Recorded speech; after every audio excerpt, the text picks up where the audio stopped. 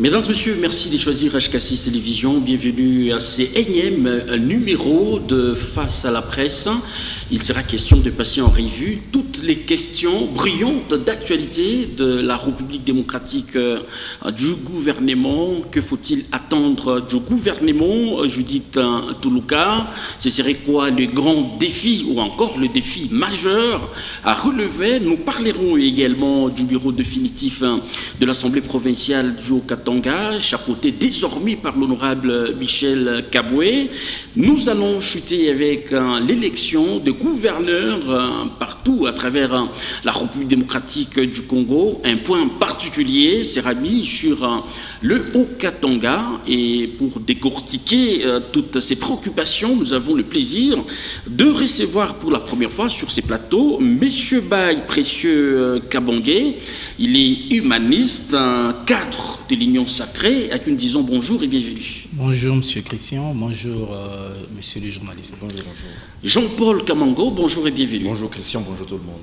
Merci bien. Monsieur Baye Précieux Kabangé, d'entrée des jeux, comment vous avez salué la désignation d'une femme, une première depuis l'existence de la République démocratique du Congo au poste de première ministre en République démocratique du Congo, désignation faite par le président de la République? Oui, le chef de l'État a confirmé qu'il est le champion de la masculinité positive. Et nous avons vraiment salué le choix d'une dame à la tête du gouvernement national. Je crois bien personnellement, en tant qu'humanitaire, nous avons toujours aussi plaidé aussi par rapport à cela. Je crois que le leadership féminin, c'est aussi un leadership fort. Et on peut le voir sur terrain et tout. Et vraiment, nous croyons avec ces choix, et il y aura un changement vraiment au niveau de notre pays. Voilà. Alors, vous saluez donc la désignation de Judith Toulouka. Oui. Et ici, est-ce par récompense ou par méritocratie, selon vous? C'est une dame qui mérite, qui est là aussi œuvrée, comme nous autres, dans des organismes internationaux.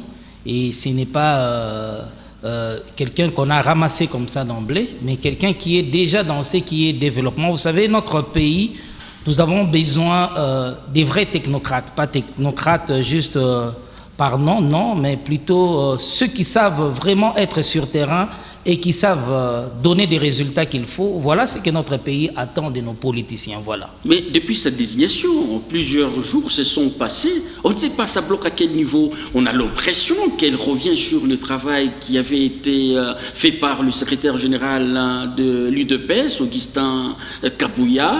C'est vrai, lui cherchait à identifier la majorité, mais ça tire à longueur. C'est quoi les problèmes? Bon, vous savez, le Congo, c'est un grand pays, et vous savez comment notre politique a toujours fonctionné. Et vous savez, quand il s'agit de la désignation des personnalités qui vont faire partie des membres du gouvernement, vous savez, elle avait cette obligation de consulter les autorités morales. Ça, c'est ça notre culture du Congo. Avec ces phénomènes autorité morale, elle devait consulter les autorités morales, savoir, parce qu'elle a donné ses conditions, et elle devait parler avec les autorités morales, leur dire qu'est-ce qu'elle attend de son gouvernement et quels sont les critères qu'elle a choisis pour les membres qui vont l'accompagner dans cette vision. Voilà. Et c'était vraiment important pour ne pas dire que non, voilà, on nous a cochonné, elle a fait ceci, et elle a demandé 3 noms à chaque autorité morale, et c'est à elle de faire le choix de la personne qui va faire partie de son équipe. Voilà. Et donc ici, il est question de voir l'inclusivité voilà. de toutes les formations politiques. Voilà. Et voilà. par rapport à la taille du gouvernement, qu'en pensez-vous? Faudra-t-il qu'elle puisse arriver à satisfaire, c'est-à-dire ici je fais allusion à la première ministre, pensez-vous que c'est possible que toutes les composantes de l'Union sacrée figurent dans son équipe gouvernementale? Bon, disons, nous devons être patriotes. Le plus important, que ce soit un gouvernement responsable qui doit répondre aux aspirations de la population. Cette population meurtrie qui a trop souffert, ça on doit se le dire, il y a des décennies, nous avons vraiment souffert au Congo, et puis le peuple attendait il y a si longtemps un changement et voir un peu sa situation sociale s'améliorer. Moi je me dis, pour ce qui est de la taille du gouvernement, ça ne doit pas être un gouvernement où il y a plusieurs membres, pas au-delà de 50, non. On peut s'arrêter à 30. Moi, je me dis 30-40, ça peut aller. Et je crois que c'est à la Première ministre de décider. Mais à 30-40, ça va parce que s'il y a un grand nombre de membres du gouvernement, vous voyez, et avec le train de vie des autorités, les gros du budget risquent d'aller seulement au niveau des responsables des institutions. Et ça ne va pas aller, moi je crois, mais avec cette taille de notre pays, je crois bien à 40 personnes, ça peut aller. Voilà. Si ça dépendait de moi, bien sûr. Alors, quand vous avez appris la nomination de Judith Sominois, qu'est-ce que vous vous êtes dit?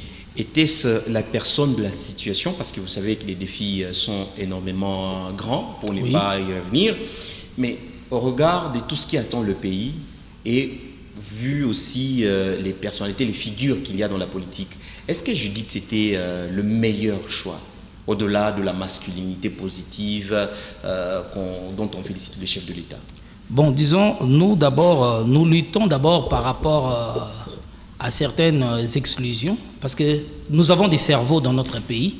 Il y a des cerveaux dans notre pays, ce ne sont pas les mêmes noms qui doivent chaque fois revenir. Non, il y a des gens qui peuvent donner plus pour notre pays. Et lorsque le choix est tombé sur la dame, et connaissant qu'elle est forte dans la planification et suivie, parce qu'elle a travaillé dans des organismes internationaux, et moi je connais la dame bien avant qu'elle soit nommée. Moi personnellement, j'ai été satisfait. Je me dis, vu sa rigueur et ce qu'elle sait faire sur terrain, ça peut aller pour notre pays. Parce que s'il faut regarder, parce que dans tous les secteurs, il y a des décennies, parce que tous les secteurs étaient en mode off, on peut bien le dire. Au Congo, nous avons plus de diplômes, mais moins de sciences. Et vous le savez bien, notre système éducatif et presque tous les secteurs étaient vraiment chaos. Et voilà, il fallait relever cela. Avec l'arrivée du chef de l'État, on l'a vu avec son premier mandat, où on a vu la gratuité de l'enseignement, on a vu certaines évolutions. Et cette bonne volonté du chef de faire les choses. Et aujourd'hui, nous sommes au deuxième mandat. Avec le choix de la dame, moi, personnellement, j'étais vraiment satisfait. Au lieu de voir les mêmes noms revenir, parce qu'on risque de retrouver les mêmes... tomber sur les mêmes résultats. Donc, voilà. Nous sommes en train de critiquer sa gestion du programme des 145 territoires. Oui.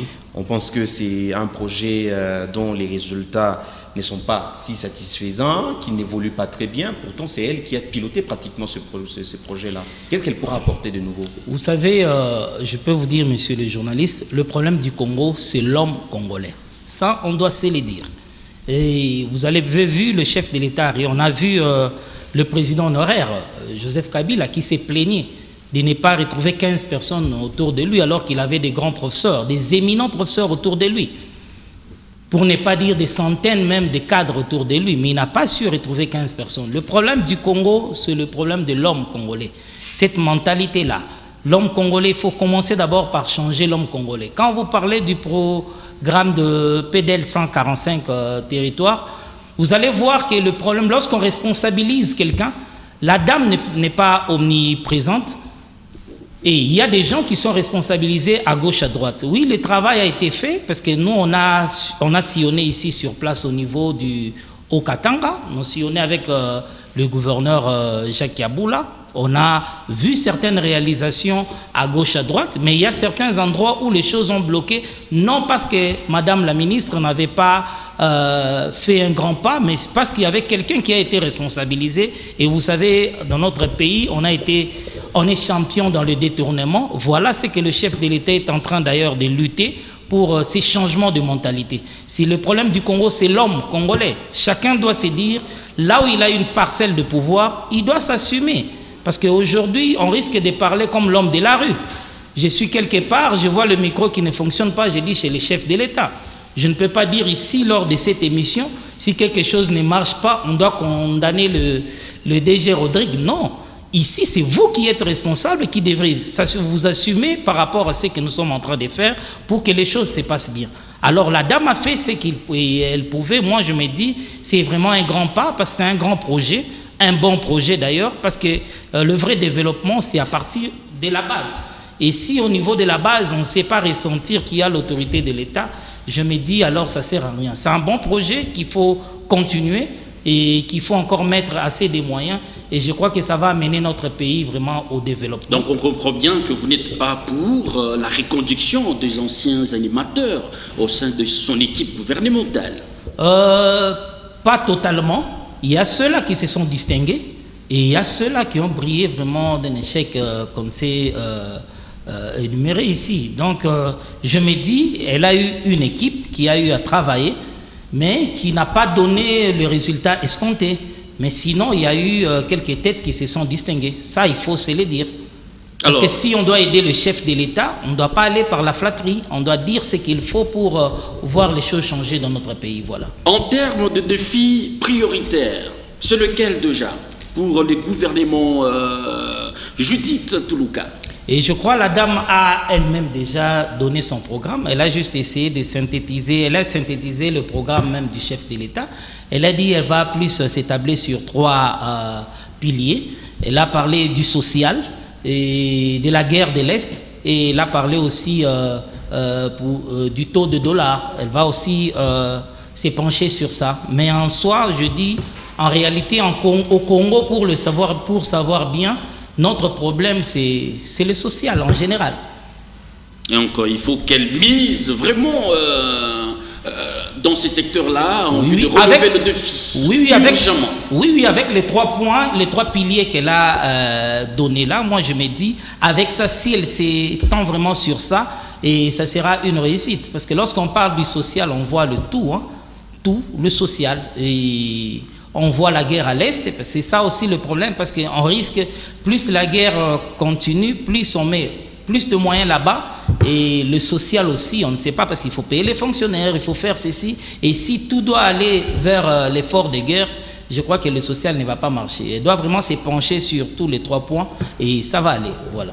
Alors, je l'ai dit dans l'entame de cette émission, les animateurs au niveau de l'Assemblée provinciale du Haut-Katanga, le bureau définitif est désormais connu, chapeauté par l'honorable Michel Kaboué. Comment vous avez analysé son élection à ces postes-là? Voilà, je crois, nous de l'Union Sacrée, on s'est choisi un ticket, une équipe, et cette équipe a été élue. Et moi, je crois que nous n'aurons plus d'excuses par rapport à cela.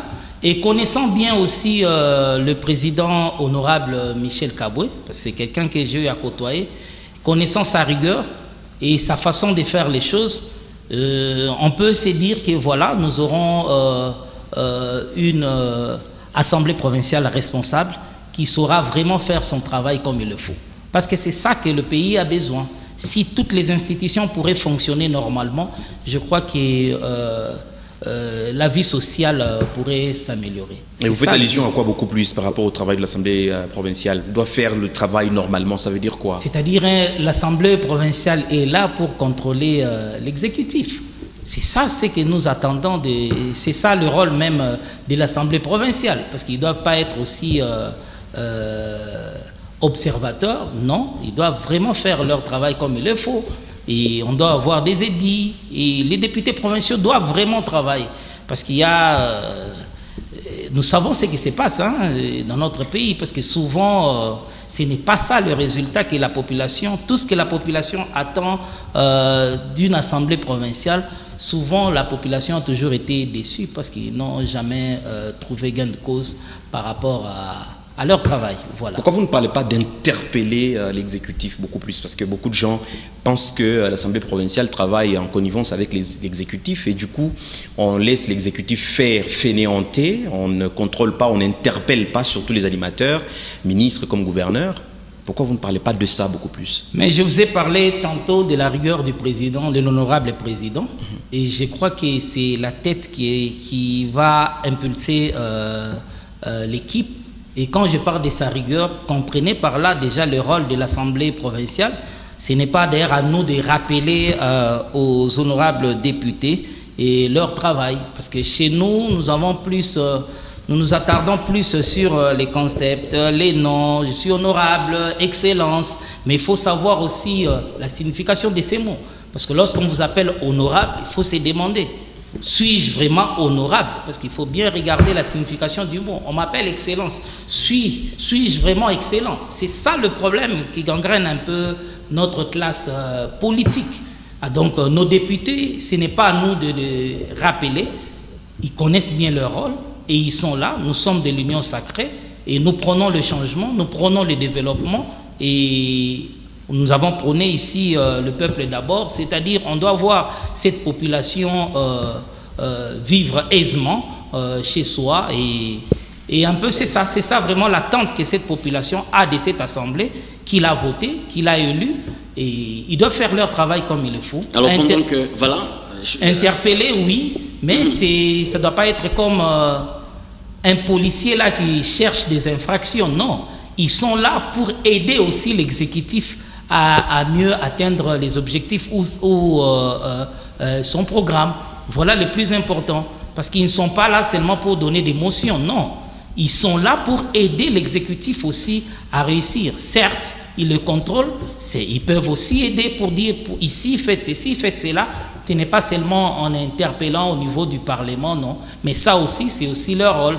Et dès qu'un ministre sait que non, nous avons une assemblée provinciale responsable, je crois que chacun va savoir s'atteler par rapport à ce qui est son défaut. Alors pendant que vous êtes en train de saluer l'élection de l'honorable Michel à la tête de l'assemblée provinciale du Haut-Katanga, l'ancien président du bureau d'âge, lui crie aux irrégularités. Il estime qu'il y a beaucoup d'antivaleurs qui auraient caractérisé ces processus électoraux.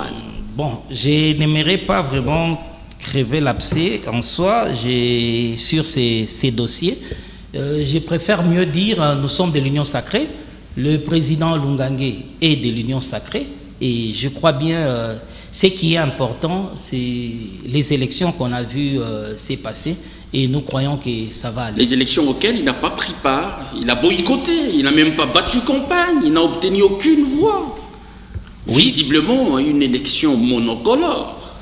Bon, nous sommes en démocratie et chacun de nous est libre de ses décisions. Je crois que le président Lungangue a opté pour la chaise vide. Et je crois que c'est à lui-même de tirer les conclusions par rapport à ça. Je n'ai pas vraiment trop à émettre par rapport à ces dossiers. L'opposition accuse les députés de la majorité de l'Union sacrée de commencer le travail dans l'anarchie, surtout par rapport à ces mêmes dossiers-là, pensant que ce n'était pas vraiment la procédure qu'il fallait suivre. Lungangue, qui est aussi de l'Union sacrée, on a tendance comme si vous êtes en train d'exclure, depuis un temps, vous êtes en train d'exclure Lungangue de l'Union sacrée, pourtant il demeure membre de l'Union sacrée. Je ne sais pas de quelle opposition vous parlez. De l'opposition en province, des députés de l'opposition, vous les savez. Ensemble. Ensemble pour la République, une dizaine de députés. Ils ont accusé de la situation anarchique qui se constate à l'Assemblée provinciale. Et vous, on pense que vous êtes en train de fonctionner, ou alors les députés de l'Union sacrée fonctionnent dans une forme de complaisance. Ils ne veulent pas faire respecter les textes légaux. C'est qu'a dénoncé honorable Jean-Ladislas Sumba Lungangue. C'est quoi votre ligne? Donc, selon l'opposition, ce qu'eux disent, c'est ça la parole sainte de la Bible. Donc, on doit dire... Lungangue l'a dit. Aujourd'hui, entre nous, on doit se le dire.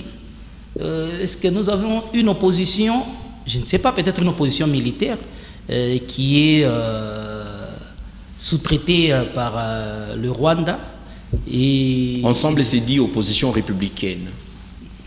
Il vous conviendrait avec moi que nous vivons ici au Congo, s'il faut bien le dire, il n'y a plus d'opposition en soi. Je crois que l'opposition qu'on a eu à vivre ici au Congo, c'est avec l'UDPS, où on pouvait sentir l'opposition. Et aujourd'hui, nous voyons... Ça veut dire qu'on pouvait sentir l'opposition? C'est-à-dire l'opposition était là pour pousser vraiment le pouvoir en place à faire ce qu'il faut, faire son devoir et tout. Mais ici, nous avons plutôt une opposition qui est là. On vous a poussé, vous n'avez pas voulu. Juste pour insulter et tout ça. Ils ont pris la parole, ils ont dit, vous n'avez pas voulu respecter parce que vous êtes nombreux et vous avez voulu faire ce que vous avez voulu faire. Non, ils ont émis leur idée, mais qui n'était pas fondée. Voilà. Et la majorité, c'est ça même la démocratie d'ailleurs. C'est la majorité qui gagne, c'est ça. Vous pouvez nous dire que l'honorable Michel Kaboué, le président de l'Assemblée provinciale, il est déjà élu, on ne peut pas retourner sur ça, mais il avait déjà démissionné à la présidence? Mais s'il lui dit qu'il a déjà démissionné... Avait-il brandi la preuve? S'il a brandi, tous les documents qu'il a brandis, je crois que ça se trouve là-bas au niveau du bureau. Si lui dit que non, il a brandi, je ne sais pas qui sommes-nous pour dire que non, c'est faux, il ne l'a pas brandi. Mais nous savions qu'il y a eu une polémique entre les challengers, c'est-à-dire le président Lungange, le président Michel, et ça se comprend. Et là, on sait comprendre clairement qu'est-ce qu'il y a eu entre les deux. Mais sinon, chacun d'eux a essayé de mettre ses idées et puis on sait. Et la majorité a jugé que ce que le président Michel évoquait était la vérité. Et puis voilà, ils sont passés jusqu'aux élections. L'honorable Michel était, vous avez dit, était le ticket de l'Union sacrée. Ce n'est pas de l'UDPS. Parce que l'Union sacrée n'a pas délégué un candidat. Ok, je veux répondre à cette question. Lorsque nous parlons ici, personnellement, je ne suis pas membre de l'UDPS. Nous parlons Union sacrée. Et alors, lorsque nous parlons du ticket de l'Union sacrée, c'est l'Union sacrée. Les députés qui ont voté l'honorable Michel Kaboué ne sont pas seulement de l'UDPS. C'est l'Union sacrée. C'est l'Union sacrée qui a... Mais sur les documents, il a été mandaté par l'UDPS et non l'Union sacrée. Mais comment pouvait-il être mandaté par l'Union sacrée alors que c'est l'UDPS qui est un parti reconnu? L'Union sacrée, c'est juste une plateforme là. Mais l'UDPS n'est pas l'Union sacrée. Mais oui, bien sûr, il devait d'abord être mandaté par son parti politique avant d'être candidat à l'Union sacrée. Parce qu'il n'a pas été mandaté par son parti, l'Union sacrée n'allait pas l'adopter.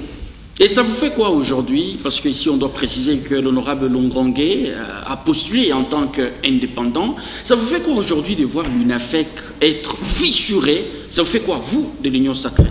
Pas vraiment de l'Union sacrée d'abord. Là, je vais parler d'abord en tant que fils du terroir. L'UNAFEC, c'est notre parti. C'est un parti plutôt, allais-je dire. C'est un parti avec une identité purement provinciale d'abord, avant d'être national. Vous savez, dans chaque province, si vous allez dans chaque coin, il y a un parti phare. Et bien, chez nous ici, c'était l'UNAFEC. C'était.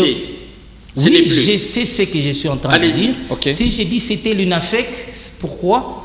Parce qu'aujourd'hui, l'UNAFEC est fissuré. Et nous, on ne peut pas s'en réjouir. Parce que c'est un parti, c'est comme un patrimoine pour nous.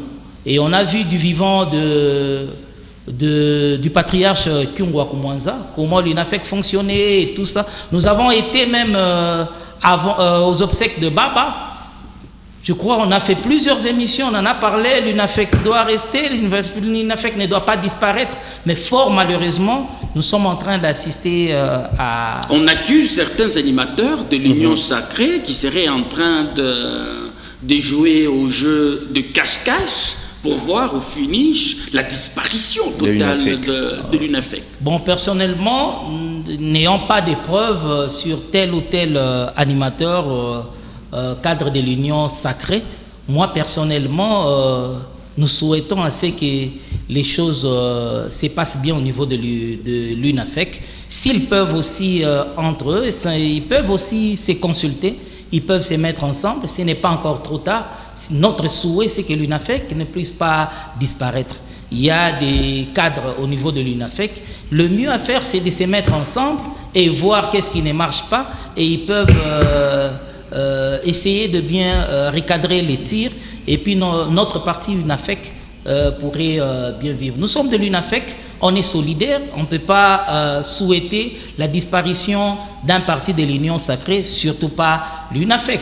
Alors, on ne peut pas se réjouir de ça parce que je ne vois pas personnellement qu'est-ce que nous allons bénéficier si l'UNAFEC disparaissait. Donc, nous souhaitons à ce que ces partis puissent exister parce qu'à travers ces partis, et nous nous souvenons de notre patriarche, Baba Kyungwa Kumwanza. Je crois que si le parti disparaissait, on risque d'oublier le vieux et tout ce qu'il a eu à faire et à contribuer par rapport à notre politique au niveau national et par rapport à l'Union sacrée, parce que c'est le tenant même de l'Union sacrée ici au niveau du Grand Katanga. Ça, il ne faut pas l'oublier. Merci bien. Nous sommes pratiquement à quelques jours de la tenue des élections des gouverneurs et sénateurs. Comment vous voyez ces grands rendez-vous-là au regard de cette multitude des candidatures déjà exprimées? Ouais, et par rapport à ça, d'abord, je voulais pendeler un point. C'est un peu décevant ce que nous sommes en train de vivre à la veille de ces élections. Parce qu'aujourd'hui, nous voyons les jeunes s'élancer dans des injures par rapport aux candidats. Si je suis de tel camp, je dois insulter, je dois tout ça. Ce n'est pas vraiment plaisant par rapport à ça. Nous sommes une province, nous sommes Congolais. Et je crois que les élections, ce n'est pas la fin du monde. Et c'est lui qui sera élu, sera le gouverneur de tous les Haut-Katanga. Par Haut-Katanga, je vois tous lui qui vit au niveau du Haut-Katanga. Et alors, s'il faut s'élancer dans des colibés, dans des injures, je crois que ce n'est pas bien. On doit vraiment, chaque parti politique, normalement, nous appelons ça des formations politiques. Moi, j'aimerais bien qu'à chaque fois qu'un politicien passe à la télé, dans une émission, que ça soit aussi pédagogique. Il ne faut pas passer seulement pour dire, comme je suis de tel camp, je dois insulter, je dois faire ceci. Nous appartenons à des formations politiques. Nous devons former nos militants. Ils doivent comprendre c'est quoi la démocratie. C'est un jeu démocratique.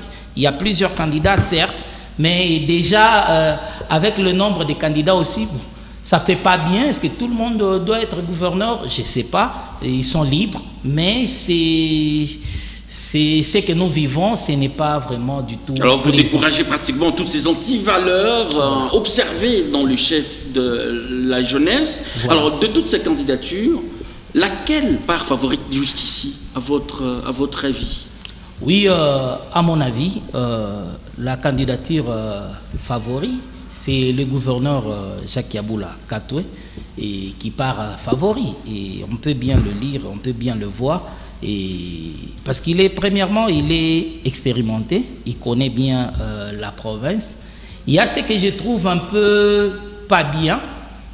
Il y a quelqu'un qui disait, voilà, le gouverneur Jacques Yabula, s'il faut essayer de faire un tableau, du côté opposition, on ne l'aime pas, côté ensemble, on ne l'aime pas, tel côté, on ne l'aime pas. Moi, je me dis, nous, l'Union sacrée, on n'a pas intérêt à présenter un candidat qui doit plaire à l'opposition. Ça, non. Nous allons présenter un candidat qui répond à nos attentes. Vos attentes, vous, voilà, de l'Union sacrée, ou les attentes de la population? Voilà. Lorsque j'ai dit nos attentes, nous représentons cette population. Je crois qu'un gouverneur, si on plaçait un gouverneur, il ne va pas répondre à nos attentes en tant que moi, en tant que cadre de l'Union sacrée. Je ne sais pas quelles seraient mes attentes si je ne suis pas un patriote. Parce qu'on est d'abord patriote avant d'être cadre à l'Union sacrée, de l'opposition ou quoi que ce soit. On doit être d'abord patriote. Et en tant que patriote, nous connaissons ce qu'un patriote peut souhaiter par rapport à ça. Il y a différents candidats. Et malheureusement, je ne maîtrise pas tous les candidats. Je ne sais pas si vous allez énumérer certains. On pourrait essayer un peu de brosser quelque chose là-dessus. Mais sinon, c'est lui qui part favori. C'est le gouverneur Jacques Yabula. Parce qu'il est le choix de Augustin Kabouya, c'est ça? Ben, s'il était le choix d'Augustin Kabouya, moi, je n'allais pas le soutenir. Parce que je ne suis pas Augustin Kabouya. Donc c'est les choix. Non, mais l'honorable Michel Kabouya, qui a été désigné par Augustin Kabouya, est passé. Donc naturellement, on dirait la messe serait dite. L'honorable Michel, c'est le candidat de CG Kabouya. Ça, j'ai dit faux. Parce que personnellement, je savais déjà qu'il était candidat à la présidence de l'Assemblée provinciale. Je le savais avec ses deuxièmes mandats. Non, mais désigné par qui? Qui a présenté l'honorable... Ah, merci, parce que là, vous venez... Devant le militant, là, vous venez de... voici le candidat président de l'Assemblée provinciale. Je suis content parce que vous avez dit, il a présenté. Oui, voilà, c'est le CG Kabouya qui l'a présenté devant les militants de l'UDPS parce qu'il est membre, il est cadre de l'UDPS. On l'a présenté là-bas. On ne pouvait pas réunir tous les membres de l'Union sacrée pour venir. Chacun est d'abord membre d'un parti politique ou d'une association quelque part. Et il a aussi parlé de Jacques Yabula comme candidat ticket gagnant. Oui. Et c'est à ce titre-là que vous estimez qu'il est déjà favori? Je suis content parce que vous avez dit il a parlé. C'est comme moi ici aussi, je parle du candidat. J'ai dit que le candidat favorable, c'est l'honorable Jacques Yabula. Mais ce n'est pas le candidat du CG Augustin. Il avait bien expliqué qu'est-ce qui s'était passé dans la salle. Il a réuni les députés provinciaux qui sont responsables, j'ai parlé même bien, on les appelle des honorables. C'est-à-dire, ils savent ce qu'ils sont en train de faire. Ils étaient dans la salle, ils se sont convenus à ce que le président Michel Kaboué soit président de l'Assemblée provinciale. Au niveau du gouvernorat, ils ont choisi le ticket Jacques Kiaboula Katou et Martin Kazembe Choula. Voilà, et c'était ça. Et puis voilà, nous sommes de l'Union sacrée. Et on pouvait, qu'est-ce qu'on allait faire? On a répondu favorablement par rapport à ça. Et moi ici, je suis personnellement, d'abord, je suis mieux placé pour parler du gouverneur Jacques Kiaboula, parce que jusqu'à preuve du contraire, je le maîtrise bien, je suis aussi son collaborateur. J'ai dit que non, c'est le choix favorable. Je me dis, lorsque vous voyez le camp adverse vous dire tel candidat est mauvais, je vous dis que c'est un bon. Et lorsque le camp adverse vous dit, voilà, il faut choisir M. Christian, M. Jean-Paul, je vous dis, ce n'est pas le bon choix. Parce que nous sommes de... Donc, vous estimez que le gouverneur Kiaboula, c'est le bon choix, alors qu'il y a beaucoup d'agents qui sont impayés durant 2 mois. C'est quand même bon parce que vous êtes dans son siège. Est-ce que vous êtes bien renseigné que réellement les gens ne sont pas payés, ou bien c'est ceux qui circulent au niveau de la province venant de l'opposition? Qu'est-ce que vous vous dites? Vous confirmez qu'il n'y a pas d'arriéré là-bas? C'est vrai. Allez aussi vérifier, je vous dis que non. Vous êtes son collaborateur. À nous les questions et vous donnez des réponses. Je vous dis, il n'y a pas d'arriéré là-bas. Mais je vous dis, il y a des... Je donne un exemple, je choisis un service, je prends le bureau d'études par exemple. Qui a fermé. Été, voilà. Oui, bien sûr. J'ai dit, j'ai choisi comme les ça. Les agents renvoyés au chômage. Voilà. C'est quand même un bon. C'est quand même envoyant les gens au chômage. Est-ce que vous savez, un leader, c'est ce qu'il est en train de faire. Quand vous dites que non, renvoyer les gens au chômage, ce n'est pas ça directement la conclusion. Est-ce que vous savez qu'est-ce qu'il est en train de faire? On a suspendu, mais on n'a pas radié cela, ce n'est pas effacé. Et en ces moments, tous ces gens-là, je crois qu'il n'y a personne qui peut passer pour dire que non, il y a ces arriérés là-bas, il n'a rien reçu. De quoi parlez-vous, je parle du bureau d'études. Je parle du bureau d'études. Ici, on vous informe que nous sommes en contact permanent au avec moment, les agents, je répète encore. Et ils vous regardent quand vous faites les allégations. Encore au moment où je vous parle, contactez, j'ai donné un exemple du bureau d'études, contactez un membre qui a été dans l'équipe qui venait de passer et il vous dira qu'il n'y a pas d'arriéré. Même les anciens chantres qui chantaient vraiment les gouverneurs à l'époque, mais par la suite ont arrêté, ils ont commencé à réclamer leurs arriérés et tout, même pourquoi on mais moi j'ai donné un exemple, hein, je n'aimerais pas. Vous avez suivi dernièrement, le vice-gouverneur avait été avec la jeunesse au niveau de ROP, il a parlé que lui-même a des arriérés. Le vice-gouverneur Jean-Claude Confoy, oui, il a des arriérés. Il s'est plaint. Il s'est plaint. Le vice-gouverneur, qui est chargé des finances et de l'administration. Et il dit qu'il n'est pas... Il a des arriérés. Je ne sais pas commenter par rapport au vice-gouverneur. Je ne sais pas comment il est arrivé jusqu'à dire ça. Si vous dites, vous-même, vous avez dit que c'est lui qui gère les finances. C'est ce que vous avez dit? Normalement, ce qui est prévu. Mais ce n'est pas lui qui les gère dans les Haut-Katanga, on dirait. Ah mais non. Pendant tous ces temps ici, il s'est tué. Et puis, c'est à la veille des élections qu'il viendra nous dire ça. C'est ce que nous demandons à la population. Nous demandons aux Congolais d'être patriotes. Je ne sais pas, nous autres ici, on a une autre vision de voir les choses avec la politique. On n'est pas flatteur, on est là pour voir les choses évoluer. Si le vice-gouverneur, depuis tous ces temps ici qu'il était là, il n'était pas payé et qu'il voyait que les choses ne marchaient pas, mais pourquoi il ne dénonçait pas? Il y avait une assemblée provinciale, il avait son frère qui est le gouverneur. Il avait aussi plein choix de désigner un moment. Voilà, de le faire maintenant. Non, mais il est mieux placé pour en ce moment ici, ça se comprend bien, on est challenger, on se comprend. Ça se mais est-ce que ce qu'il dit c'est faux? Ce qu'il dit c'est faux. Je ne sais pas répondre à sa place personnellement parce que je ne suis pas informé. J'aime bien, je vous ai dit, je n'aime pas faire la flatterie ou quoi que ce soit. Je ne sais pas parler sur ça parce que personnellement, je ne maîtrise pas ce qu'il est en train de dire. Dire qu'il n'est pas payé, il ne fonctionnait pas bien et tout ça. Mais moi, personnellement, je connais que non, il était vice-gouverneur. Il y a des dossiers qui tombaient chez lui et il y a des rapports qui passaient. Il donnait même des injonctions aux agents sur place par rapport à sa parcelle de pouvoir. Alors, en fait, c'est ça. Disons que Jacques Kiaboula est accusé de tout ce qu'il avait été accusé pendant ces 5 ans passés. Oui. Le voyez-vous changer positivement s'il avait été mauvais, changer positivement pour récupérer ou alors séduire cette fois-là la population katangaise, vous personnellement? Vous savez, le problème qui tue le Congo, qui gangrène notre classe politique, je veux vous dire clairement, c'est un problème du casting. S'il y a un bon casting, notre pays ici va évoluer. Ça, je peux vous le dire. Vous savez, nos leaders, les leaders qui est là, il ne peut pas tout faire. Mais s'il fait un mauvais casting, ça serait difficile de relever les défis. Mais s'il fait un bon casting, moi je me dis, il y a même des ministères, pour ne pas dire des commissariats, qui sont négligés. Par exemple, le développement rural et tout ça. C'est la clé même du développement de la province. Mais qui manque même des faits de fonctionnement, la plupart se sont plaints parmi les ministres. Il y a le ministère des infrastructures, il y a le développement rural et PME, tout ça. Il faut aussi accompagner aussi les jeunes dans l'entrepreneuriat et tout ça. Et je vois déjà le chef de l'État avec la respect, on voit ce qui se passe et c'est encourageant. Je me dis, le problème du Congo, c'est un problème du casting. S'il y a un bon casting, il n'y a pas... Là, vous parlez au gouverneur, il vous suit. Hein? Je parle en général, même au niveau national. Nous parlons du gouverneur Jacques Kaboula. Vous le voyez changer s'il est élu gouverneur pour une seconde fois? Changer par rapport à quoi? S'il avait été mauvais, tout ce qu'on a décrié... Vous savez, on est humain et chaque jour, à chaque fois que nous levons... qu'est-ce que nous pensons? Nous pensons au développement. Moi, je ne crois pas que non, le gouverneur aussi, tout ce qu'il a eu à faire, il doit rester et il doit faire le statu quo. Non.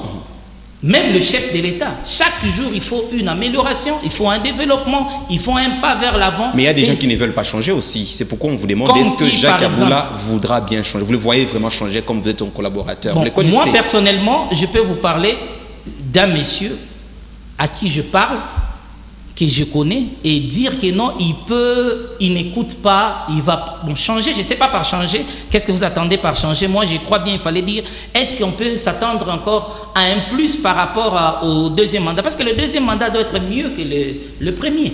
Ça, c'est clair. Alors, dites-nous avec exactitude, pourquoi les députés doivent-ils voter pour Jacques Kaboula? Est-ce pour conserver les acquis? Si telle est la raison, quels sont déjà les acquis sur le terrain? Quels sont les acquis sur le terrain? Premièrement, c'est un monsieur qui inquiète l'opposition. Je vous donne le premier élément. Inquiéter l'opposition, c'est son rôle. Non, je parle de sa présence. Je dis sa présence inquiète l'opposition. L'opposition ne veut pas de ces messieurs. C'est ça le problème d'abord numéro 1. Voir la personne de Kaboula, l'opposition joue son rôle. Peut-être l'opposition joue son rôle. Mais comment l'opposition peut nous aider, nous, l'Union sacrée, à choisir un candidat? Est-ce que ça n'a pas de sens? Peut-être que vous avez choisi les mauvais. Non, c'est faux. Parce qu'ils donnent un candidat qui répond à leurs aspirations. Or, nous présentons un candidat qui doit répondre Mais l'opposition n'a pas non plus de candidats, vous le savez. Hein. Vous dites? L'opposition n'a pas de candidats jusque-là. Ah bon? Moi, je connais, je peux même citer 2. Allez-y. Il y a le pasteur Kissa Mouewa, j'ai vu... Il est de l'opposition. Là-bas, la dame Mathilde. Ils sont indépendants, ils n'engagent pas l'opposition. Ils sont indépendants, mais nous savons qu'ils sont de l'ensemble, papa. Ensemble a dit... Il n'a pas engagé quelqu'un. Vous avez suivi très bien la rencontre récente avec le président de Ensemble. Et ils s'en plaignent d'ailleurs. Et ça, je ne veux pas parler de l'opposition simplement parce qu'ils sont en train de se plaindre aussi par rapport à ça. Et vous savez très bien que ces deux, même si vous les citez, ils ne peuvent pas passer vu le nombre de leurs députés. Vous le savez très bien. Mais c'est ça. Restez dans l'union sacrée. C'est ça même la beauté de la démocratie. Il n'y a pas que Paulin Mouewa, il n'y a pas que Mathilde Chiloufia. Non, il y a d'autres dans l'Union sacrée que vous pouvez citer, Jean-Claude Confoy, Bavon Banza, Justin Kela et d'autres. Ils sont tellement nombreux de l'Union sacrée. Que vous pouvez citer. Mais voilà. Mais maintenant, si du côté opposition, moi j'ai parlé plus de notre candidat que l'Union sacrée au Katanga a présenté. Et d'abord, premièrement, parce que l'opposition... Pourquoi parlez-vous de l'Union sacrée? Si l'Union sacrée avait son candidat, les autres allaient retirer leur candidature. Renoncer à leur candidature. Mais pourquoi parlez-vous de l'Union sacrée? Alors, il a postulé en tant qu'ARDEV. Mais oui, bien sûr. Qui est l'une comme les autres formations. C'est ce que je disais tantôt lorsque vous m'aviez parlé du président Michel Kabou. Il a été présenté d'abord par son parti politique UDPS, ensuite Union Sacrée. C'est pareil pour le gouvernement. Il n'y a aucun candidat là-bas où on a mentionné Union Sacrée. Voilà. Il y en a pas. Alors pourquoi vous lui collez la casquette de l'Union Sacrée? Il n'y a pas aussi un candidat où on a écrit en bas là-bas opposition. Non. Donc, avant d'être Union Sacrée, je suis membre d'un parti politique quelconque. avant d'être présenté comme ticket de l'Union sacrée. Le chef de l'État était candidat indépendant. C'est notre autorité morale de l'Union sacrée. Vous n'allez pas lui refuser cette casquette d'autorité morale de l'Union sacrée parce qu'il s'est présenté comme candidat indépendant. Ça, j'ai dit non. Alors, dire nous avons un candidat, le présidium, l'Union sacrée a un présidium. Voilà. Et lorsque le présidium se décide, nous ici, au niveau de la population, je veux d'abord vous aider et vous essayer de vous éclairer. Nous, au niveau de l'Union sacrée au Katanga, on a fait un grand lobbying, on l'a fait à Kinshasa, on l'a fait ici et partout. On parlait de notre candidat. Vous savez, au niveau de la RDC, l'Union sacrée au niveau de la province, l'Union sacrée qui a donné du tonus partout, c'est l'Union sacrée au Katanga. C'est nous qui sommes, les auteurs même de cette structure Union sacrée, deuxième format avec un secrétaire exécutif, avec un comité. On est descendu à Kinshasa, on a vu tous les présidiums pour leur demander et les pousser à vite installer un comité au niveau des provinces avant les élections. On a fait vraiment un très grand travail que je ne saurais énumérer ici, faute de temps. Et voilà, aujourd'hui, on est descendu, c'est nous, l'Union sacrée, qui avons proposé ces candidats-là. Alors, si au niveau du présidium, ils avaient dit non, nous ne voulons pas de votre choix, c'est eux, ils allaient maintenant nous dire, nous proposons tel, et nous aussi, on allait parler par rapport à ce que nous voyons sur terrain. Alors, est-ce que vous êtes à mesure aujourd'hui de nous grandir 3 grandes réalisations du gouverneur Jacques Kiaboula pour son premier quinquennat? Qu'est-ce que vous entendez? 3 réalisations. Grandes réalisations. Je ne sais pas qu'est-ce que vous entendez par grande. Bon. Nous voyons le bâtiment de l'Assemblée provinciale ici. Je crois que c'est aussi une grande réalisation, si je ne m'abuse. Et si nous voyons aussi l'hôpital qui est là sur route Kassangiri, je crois. Kassangiri, Kassenga là-bas. Et je crois que c'est aussi une grande réalisation. Et si nous voyons la route Sakagne, c'est presque l'Europe. Je crois que j'ai cité 3. Merci. Et la population peut lui faire confiance. Et toutes ces réalisations, pas là, ce ne sont pas ses réalisations. Lui, et toutes ces réalisations-là, c'est la population qui bénéficie de ça. Lui, il ne fait que, il fait les réalisations, mais ceux qui en bénéficient, c'est nous, la population en général. Et s'il travaille dans l'idée de la population ou à l'intérêt de la population, pourquoi il y a tant de déclarations contre sa candidature? Il y a beaucoup de messages demandant aux députés provinciaux de ne pas lui accorder une seconde chance. Pourquoi donc? C'est normal par rapport à ça. Pourquoi il y a tant de messages? C'est parce qu'il y a plusieurs candidats. Et chaque candidat a son équipe de presse. Et voilà, de communication plutôt, allais-je dire. Et vous comprenez avec l'armée numérique de chaque candidat. Et c'est normal. Parce que si je suis du candidat Kiaboula, on a une équipe, l'armée numérique, nous allons attaquer peut-être les camarades Christian ou Jean-Paul, et tout cela dépend d'abord de l'idéologie et que vous donnez à cette équipe, parce que nous voyons certains qui s'adonnent même aux injures. Et c'est ça qui caractérise même notre classe politique aujourd'hui, hein, c'est ça, les injures, les calomnies. Si je veux atteindre quelque part, ou bien j'envie le poste qu'a M. Jean-Paul, M. Christian, qu'est-ce que je fais? Je pars avec les calomnies. Je l'ai vu hier, ceci, il a fait cela, il a fait sans preuve. Alors, je vous accuse, voilà. Ceux qui pensent que de Kiaboula à Kanfoua, il n'y a qu'un pas, ont-ils tort pour avoir co-géré la province? Ont-ils tort? Je peux dire oui, parce que c'est 2 personnes différentes. Mais moi d'abord... Ils ont géré, ces 2 personnes ont géré la province. Oui. Là d'ailleurs... Les élus peuvent aussi accorder la même chance au vice-gouverneur. Jean-Paul Kanfoua. Voilà, voilà, il a aussi de l'expérience. Oui. Voilà, c'est ça même le problème. Mais quand lui-même vous dites qu'ils ont co-géré, mais quand vous dites que lui, vous dites que lui n'a pas co-géré, lui il était là, il faisait rien, c'est juste le gouverneur qui travaille, mais pourquoi ils doivent partager maintenant le résultat? C'est comme ce que nous avons vu avec nos amis de l'opposition.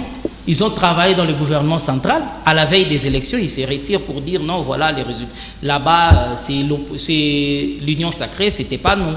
Alors qu'ils ont été là, ils ont occupé de hautes fonctions, même au niveau du gouvernement. Le lundi, si on votait pour quelqu'un d'autre que Jacques Kiaboula, vous de l'Union sacrée, serez-vous content?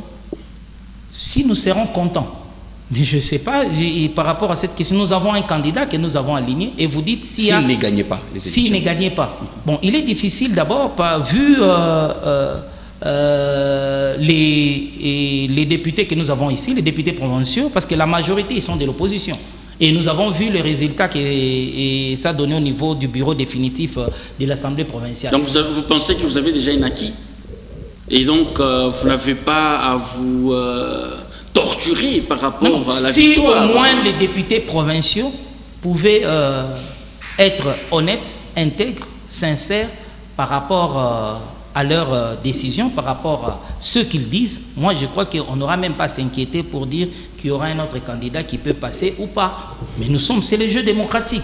Alors ils sont là et eux-mêmes ont choisi, lorsqu'ils étaient à Kinshasa, avec un membre du présidium de l'Union Sacrée, le CG Kabouya, nous n'étions pas là. Et lorsqu'ils ont pris, ils nous ont rejoints par cette décision que l'Union Sacrée avait déjà prise. Alors nous sommes en train d'atterrir déjà. Est-ce que ça vous gênerait de dire que le meilleur gagne? Si ça me gênerait de dire que le meilleur gagne. Mais en fin de compte, c'est ce que je finirai par dire dans ma conclusion. Parce que je me dis ceci, que ce soit ceux qui sont à l'opposition, ceux qui sont de l'autre côté, c'est lui qui sera élu. Si c'est le gouverneur qui a Boula, il ne sera pas le gouverneur de l'Union Sacrée. Faux. Il sera le gouverneur du Haut-Katanga. Et si, en fin de compte, je crois que je finirai toujours par dire, en tant qu'un démocrate, je dirais que le meilleur gagne. Messieurs Baye, précieux Kabongué, nous rappelons que vous êtes humanitaire, cadre de l'Union Sacrée. Merci d'avoir répondu à notre invitation. Et merci, c'est à nous aussi de vous remercier par rapport à ça, parce qu'il faut toujours éclairer la population. Et puis que chaque émission puisse avoir aussi une forme pédagogique. Ça va vraiment aider notre classe politique. Et on se revoit le lundi 29. Le grand rendez-vous dont l'Union Sacrée a présenté le gouverneur Jacques Kiaboula Kato, et le lundi 29. Voilà, c'est ça le plus important, et que notre pays puisse aller de l'avant, que Dieu bénisse le Haut-Katanga. Et j'allais oublier de saluer aussi mon autorité morale. Je suis du parti Autre Vision du Congo, que je chapeaute ici au niveau provincial. Et je salue l'excellence Didier Boudin-Boutouanga. Voilà, merci. Merci. Jean-Paul Kamango, merci. Merci Christian, merci à Monsieur Précieux Baye. Par ici prend fin ce numéro de Face à la presse. Nous vous retrouvons très prochainement avec la même détermination. D'ici là, portez-vous bien et à très vite.